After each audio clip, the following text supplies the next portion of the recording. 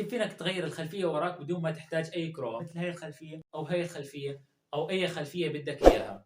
طبعا ما عليك غير تدعمنا بلايك وتشترك بالقناة ليوصلك كل جديد. نتوجه لتطبيق كاب كات، نضغط على خيار من مشروع جديد وبنختار الصورة اللي بدنا إياها خلفية.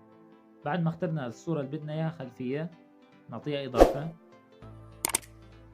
هيك صارت الصورة اللي بدنا إياها خلفية موجودة. راح ننزل على خيار تراكب الموجود بالأسفل، نضغط على إضافة مقطع، نختار المقطع اللي بدنا إياه وبنضيفه. طبعا أنا ضايف المقطع.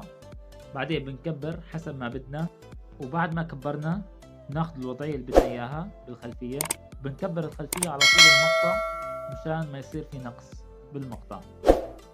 بعدين بنضغط على المقطع اللي ضفناه، بنروح على خيار قطع مثل ما شايفينه. بعدين بنعطيه إزالة خلفية، نستنى شوي راح تروح الخلفية. طبعا في رقم موجود تحت الفيديو بشوي ليكو، راح نستناه ليوصل ل100 بعدين بنحفظ الفيديو.